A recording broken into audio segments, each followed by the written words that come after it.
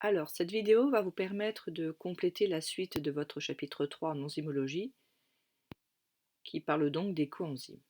Alors, pour rappel, nous avons commencé par présenter les généralités sur les deux catégories de coenzymes, activateurs et cosubstrats. Et ensuite, nous avons commencé par parler des principaux coenzymes. Donc, les coenzymes d'oxydoréduction. Et nous avons terminé par les nicotinamides dinucléotides, donc NAD et NADP, qui sont vraiment ceux qui sont à connaître.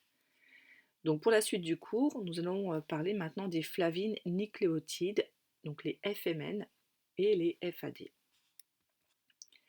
Alors première chose, donc connaître la signification de l'acronyme FMN. Donc FMN, vous pouvez le noter dans votre cours, signifie flavine, donc on verra c'est un cycle, enfin une molécule faite de 3 cycles, et mononucléotide, donc contrairement au FAD on verra, qui sera donc dinucléotide. Donc ici, justement, la signification de l'acronyme FAD, qui est également à connaître, c'est donc la flavine adénine dinucléotide.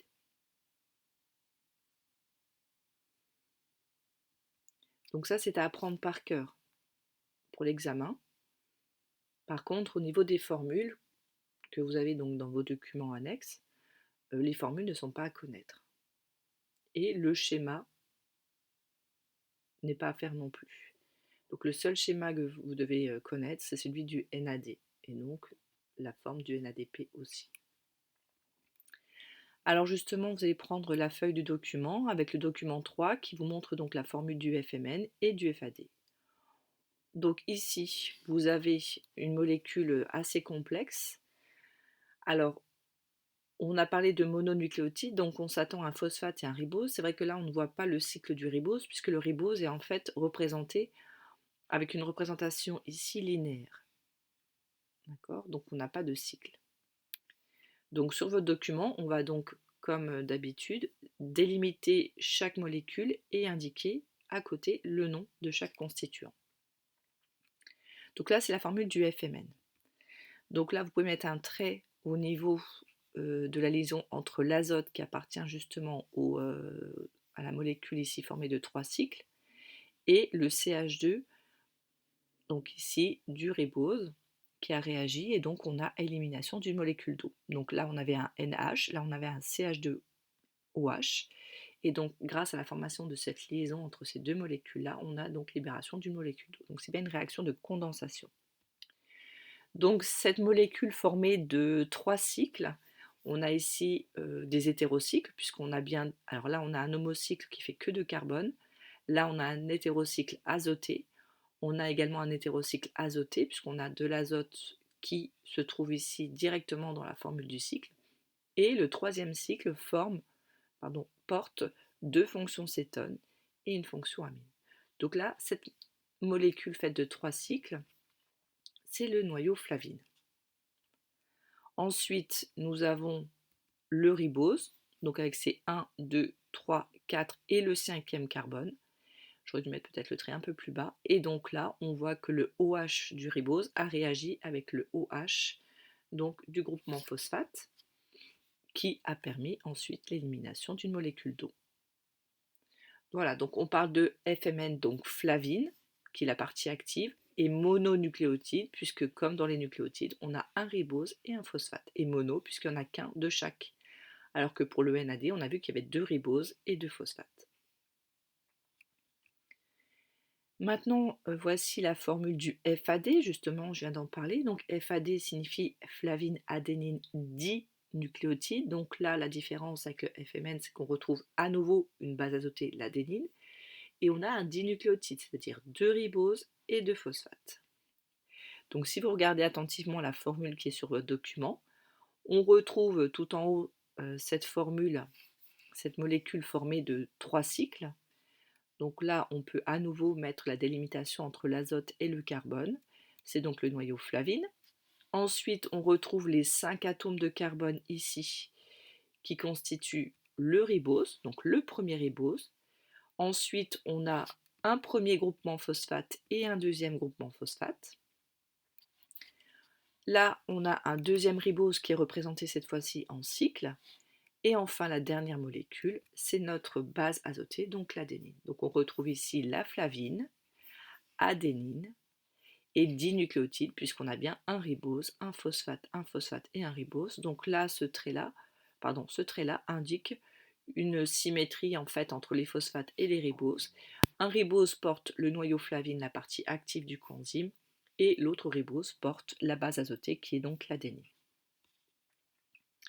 Donc ces formules-là sont plus dans votre cours pour vous entraîner à reconnaître, à délimiter les formules, donc grâce à la reconnaissance des liaisons et de certaines molécules qui sont à prendre par cœur, notamment on verra le ribose et le phosphate. Alors, comme on l'a vu pour le NAD, on voit ici sur le document 4 le mode d'action du FAD et du FMN. Donc comme la partie active du FMN c'est le noyau flavine, ici on voit bien qu'une partie de la grosse molécule ici du FAD et du FMN, puisque le radical ici constitue soit le ribose et le phosphate pour le FMN, soit les deux riboses, les deux phosphates et l'adénine pour le FAD. Donc en fait, on a juste représenté ici, vous voyez, le cycle central de la flavine. Et en fait, c'est pour montrer que la partie active du noyau flavine, c'est uniquement cet azote qui est en bas. Donc là, on a une double liaison ici, et on voit bien que cette double liaison-là s'est déplacée vers la liaison qui est juste ici, ce qui libère une valence pour cet azote, puisque l'azote a une valence de 3. Si cette liaison se déplace ici grâce à des électrons mobiles, l'azote récupère une valence, et grâce à cette valence, il va donc récupérer, fixer un hydrogène. Et comme cet azote, cette liaison va se déplacer sur celle-ci,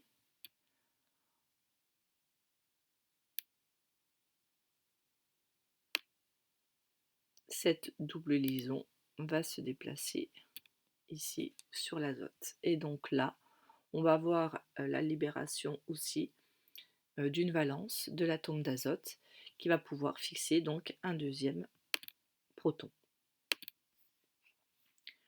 On voit alors que contrairement au NAD, qui était au départ NAD+, là on a du FAD, donc il est sous forme oxydée, donc vous pouvez le noter ici, en forme oxydée en dessous, et grâce au transfert justement de la molécule donneuse AH2 qui transfère ces deux protons pour donner une molécule A, le FAD récupère les deux protons. Donc contrairement au NAD, le FAD fixe les deux protons sur la partie active, donc ici le noyau flavine, alors que le NAD en fixait qu'un seul, et le deuxième proton était libéré à côté.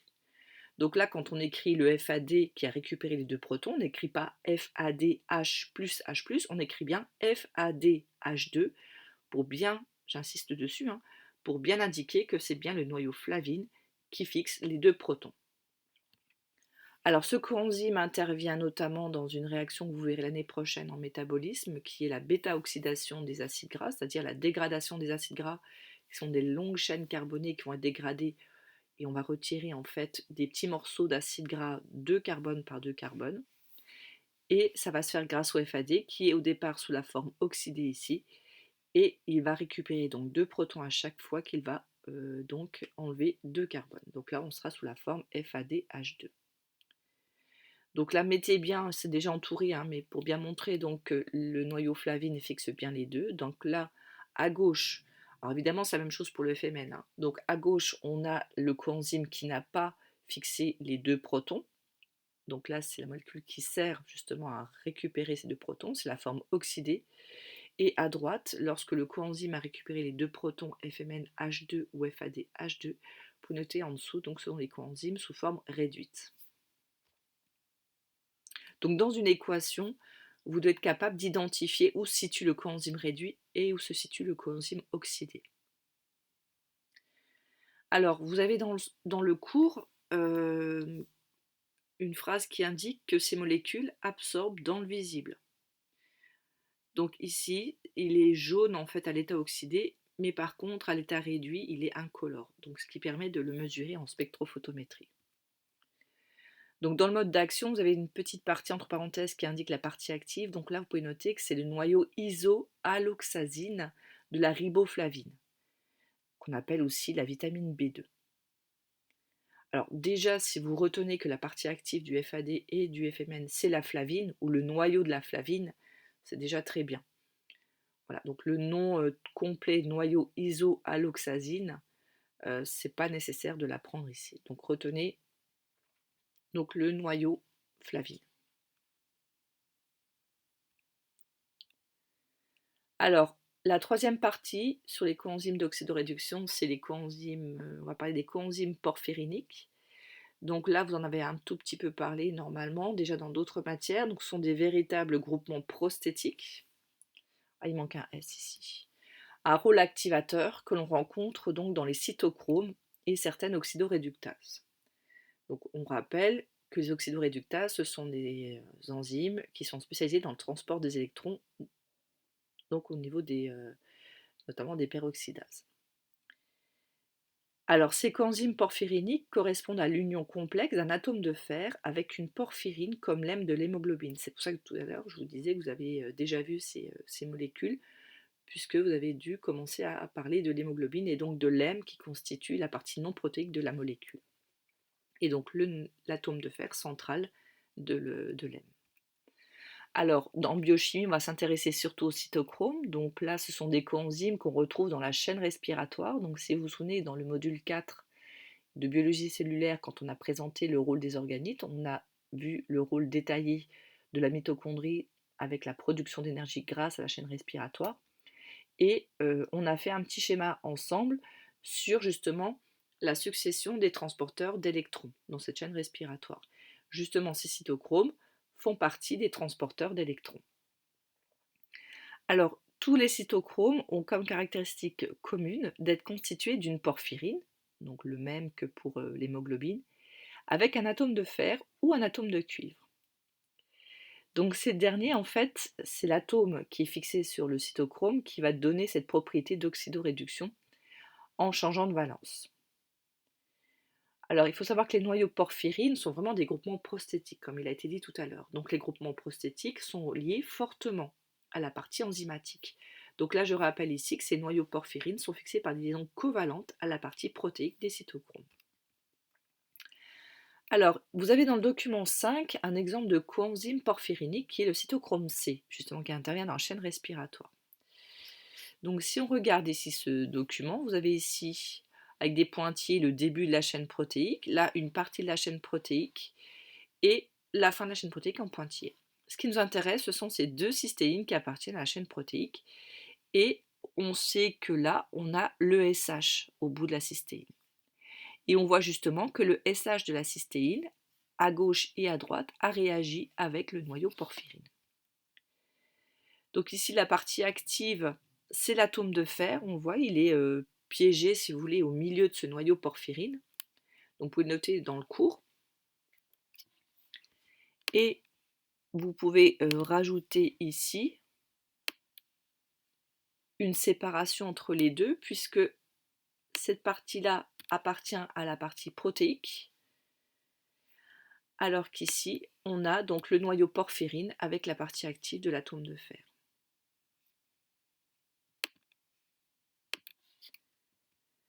Alors le mécanisme d'action pour justement le changement de valence, vous l'avez déjà vu pour l'hémoglobine, c'est qu'en fait l'atome de fer central va pouvoir changer de valence et passer à la forme Fe3+, et libérer un électron. Donc retenez juste que le cytochrome C, c'est un cytochrome qui est formé justement du noyau porphyrine avec un atome de fer central.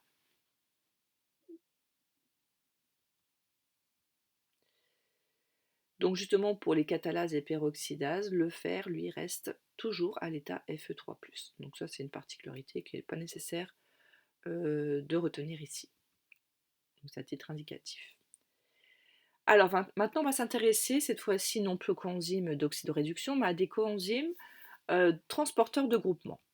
Alors le premier que l'on va voir, puisqu'en fait il est très important dans le fonctionnement d'enzymes qu'on a déjà vu auparavant dans les cours précédents, c'est le phosphate de pyridoxal. Donc évidemment, retenez l'abréviation PALP. qui veut dire donc phosphate de pyridoxal, son nom complet. Alors dans votre cours, vous n'avez pas la formule, mais c'est pour montrer en fait pourquoi on l'appelle ainsi. On a le phosphate, puisque vous voyez ici qu'on a un groupement phosphate, alors je vais le noter ici, un groupement phosphate ici, là. Ensuite, on a un hétérocycle azoté, avec ici donc des doubles liaisons.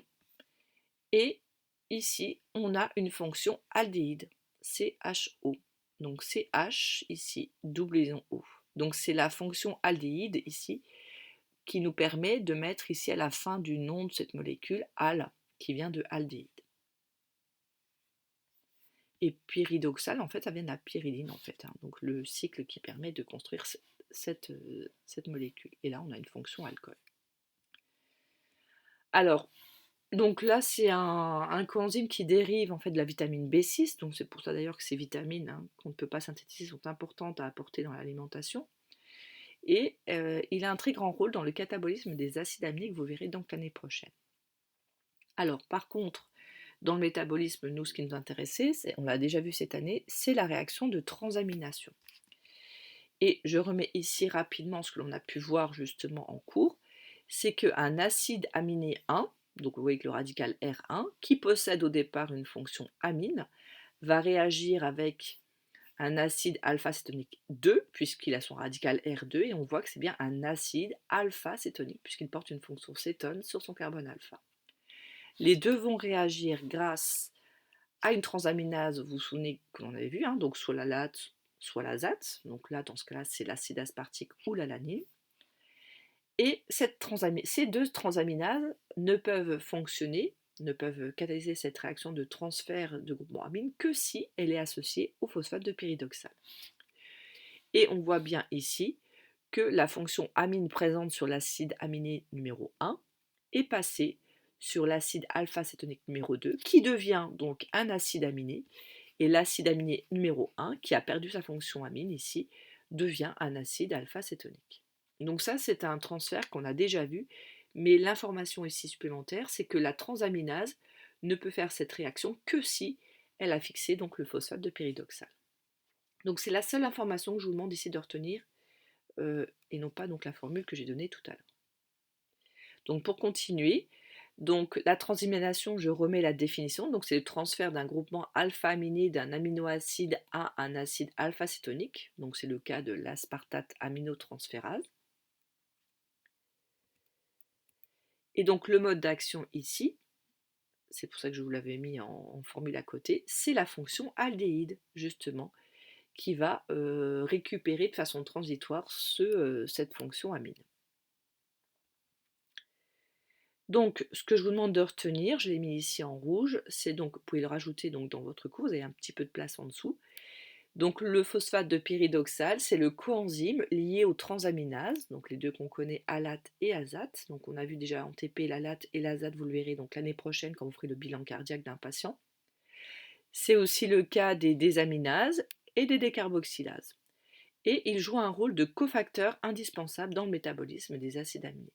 Donc voilà, donc retenez cette phrase, c'est très important de retenir le minimum pour ce coenzyme.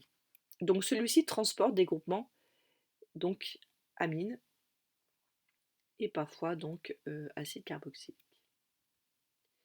Le coenzyme transporteur de groupement, enfin, le premier à connaître vraiment plus en détail, c'est le coenzyme A, qu'il faut savoir abréger. Donc coenzyme A, donc on met CoA. Et vous voyez qu'on met un trait continu pour vous indiquer que c'est une liaison covalente avec une fonction thiol ici, SH. Alors on aurait pu juste mettre CoA, mais en fait le fait de mettre un trait ici, SH, vous indique en fait que ce groupement c'est la partie active. Tout va se passer au niveau de cette fonction thiol. Donc il est synthétisé à partir de l'acide pantothénique, qui est également une vitamine du groupe B. Donc on montre encore ici l'importance des vitamines. Donc vous avez ici sur votre document la construction de cette molécule. Alors vous avez déjà la légende, hein. On retrouve ici de nouveau l'adénine. On a notre ribose et notre phosphate. Donc là, on a notre... enfin, comment dire on a le ribose et le phosphate, pardon. Là, on a deux groupements phosphate. Là, on a l'acide pantothénique. Et là, on a la thioéthanolamine. qu'on voit aussi parfois sur justement les phospholipides. Et là, ce qui est important, ici, c'est la fonction SH. Donc même si cette molécule est très complexe, hein, on voit qu'elle est vraiment formée de nombreux constituants, la partie qui intervient dans le transport de groupement, de transfert de groupement, c'est uniquement cette fonction thiol. Donc on va garder l'essentiel ici. Donc le mode action, vous mettez bien en partie active, c'est la fonction thiol terminale, puisqu'elle est vraiment en bout de chaîne. Et ce coenzyme joue un rôle dans le transport de groupements acides. Donc la fonction thiol se condense avec un groupement carboxylique des substrats activés pour former une liaison riche en énergie, vous vous souvenez, à haut potentiel d'hydrolyse, qui est une liaison acide-thioester.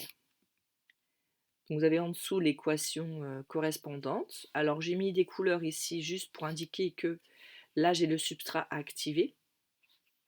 Là j'ai donc le coenzyme avec sa fonction thiol. Et là on voit bien qu'on libère une molécule d'eau, d'ailleurs que je n'ai pas forcément rajouté, vous pouvez le rajouter ici, plus H2O. Et on a donc le substrat activé RCO.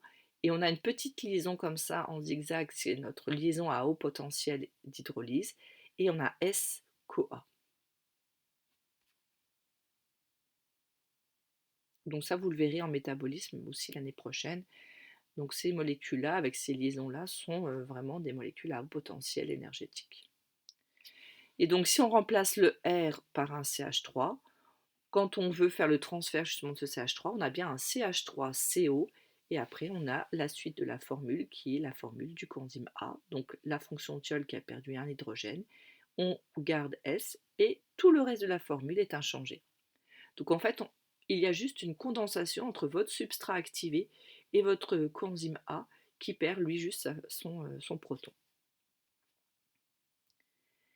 Et enfin, donc le dernier coenzyme ici de transport à connaître, c'est le plus important à connaître, c'est le coenzyme nucléotidique, donc l'ATP. Donc là, c'est un rappel, savoir que l'ATP signifie adénosine triphosphate. On retrouve ici sa formule avec des couleurs différentes qui indiquent justement la distinction des différents éléments. Donc vous avez ici en bleu l'adénine, qui est notre base azotée. En noir ici, vous avez le ribose. Et ensuite, on a nos deux groupements phosphates. Nos trois, pardon, il y a une petite erreur ici. Donc c'est bien les trois groupements phosphates.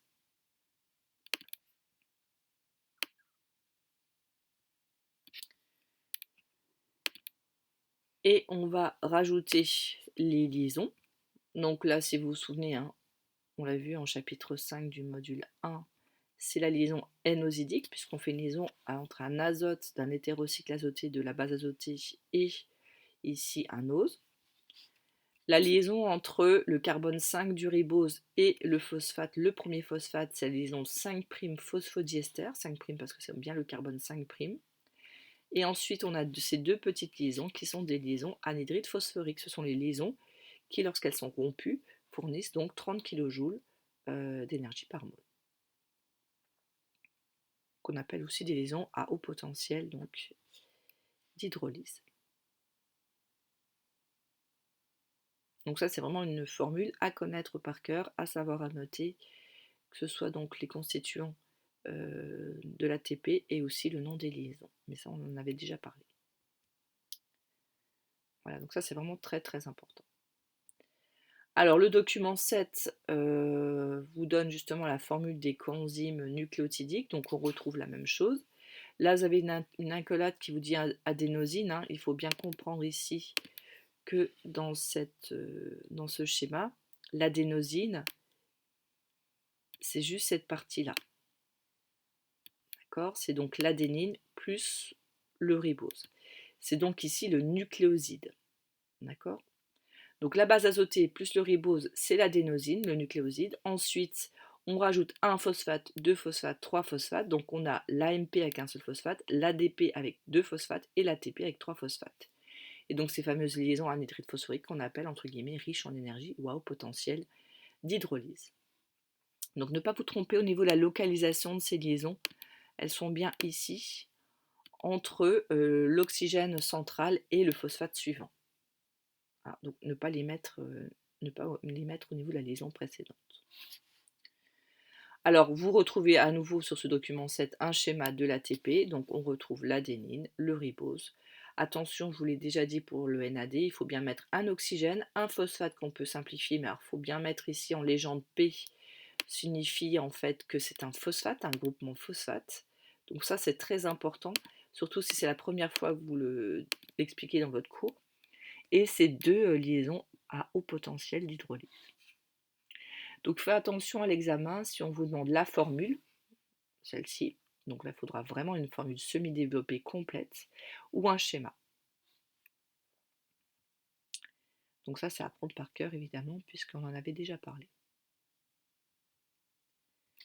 Le mode d'action de l'ATP, donc il est double, donc il a deux parties actives.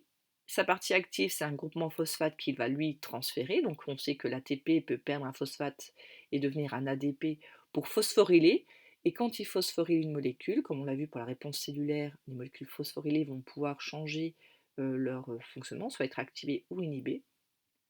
Mais l'objectif aussi, c'est de justement rompre, hydrolyser ces liaisons à haut potentiel d'hydrolyse et entraîner donc la libération d'énergie. Donc ce sont les deux liaisons. Donc il y a 3 phosphates, mais seulement 2 liaisons. Donc justement dans la phrase en dessous, vous avez une petite phrase qui indique qu'il possède donc un double rôle, le rôle de réserve énergétique, puisque l'ATP possède de l'énergie dans ses liaisons, mais ça reste une réserve, puisqu'en fait cette réserve énergétique n'est utilisée que si on coupe ces liaisons. Donc on parle bien d'ATP, c'est une molécule à haut potentiel énergétique ou à réserve énergétique. Mais il joue le rôle également de coenzyme puisqu'il est capable de transporter des groupements phosphates et les transférer donc sur d'autres molécules. Donc il transfère des groupements phosphates, donc ça on l'a vu, hein, c'est notamment les kinases. Les kinases en fait sont capables de récupérer un phosphate de l'ATP pour le transférer sur une protéine. Donc c'est une réaction de phosphorylation. Et on a vu l'exemple de la première enzyme de la glycolyse qui est l'exokinase, qui va donc permettre au glucose d'être activé en glucose 6-phosphate, qui est vraiment la première étape indispensable pour entraîner donc sa dégradation complète dans la glycolyse et ensuite donc les autres voies de catabolisme. Donc là, on l'a noté ici, l'exose, donc je répète, ça peut être du glucose plus ATP, donne de l'exose 6-phosphate et donc on garde de l'ADP. Et c'est aussi un composé énergétique, donc là, il est illustré par les enzymes d'hydrolyse. Donc là, j'ai remis cette fameuse réaction d'hydrolyse de l'ATP qui est très importante, que l'on voit dans les transports, notamment dans la pompe sodium-potassium, et que l'on voit évidemment aussi dans d'autres chapitres, que vous verrez surtout en deuxième année. Donc là, l'ATP, donc H2O, qui donne donc ADP. On a donc coupé, hydrolysé une liaison anhydride phosphorique. On libère donc de l'énergie qui est égale à 30,5 kJ par mol. Donc j'ai remis ici rapidement dans le cours, donc ne pas vous tromper, AMP, adénosine monophosphate, ADP, adénosine diphosphate et ATP, adénosine triphosphate. Donc 5' pour indiquer que le ou les phosphates sont fixés sur le carbone 5' du ribose. Et pour finir ce cours, donc vous avez un tableau, document 8, qui indique les principaux coenzymes. Donc sur ce tableau, on va surligner ensemble en fait finalement ce qu'on a vu dans ce cours. Donc ce qu'il faut vraiment retenir. Tout d'abord, vous pouvez surligner donc le premier, nicotinamide adénine dinucléotide. Il faut connaître le nom complet. L'abréviation ici, c'est donc le NAD+, donc ça c'est sa forme oxydée. Donc savoir que NADH, ou plus H+, c'est la forme réduite. Et je vous demande de retenir le groupement transféré. Donc celui-là transfère des H+, donc oxydoréduction. Évidemment, le NADP+, qui transfère aussi des protons. La flavine mononucléotide FMN qui transfère des protons et le FAD pour les protons. Donc là, on voit bien que dès qu'il y a un groupement transféré qui sont des protons, on est dans des réactions d'oxydoréduction. Si on regarde un peu plus bas, on a l'adénosine triphosphate, ATP, qui transporte ici des phosphates minéraux, donc des groupements phosphates, ou de l'AMP. On a notre coenzyme A, abrégé ici CoA, qui lui transfère des groupements acyl et acétate. Et tout en bas, on a le pyridoxal phosphate PALP, qui lui va transférer des groupements amines. Voilà, donc ce chapitre est terminé. Donc évidemment, si vous avez des questions, s'il y a des choses que vous n'avez pas vous n'avez pas compris, donc n'hésitez pas à les noter sur un brouillon et me les poser quand on se verra en cours.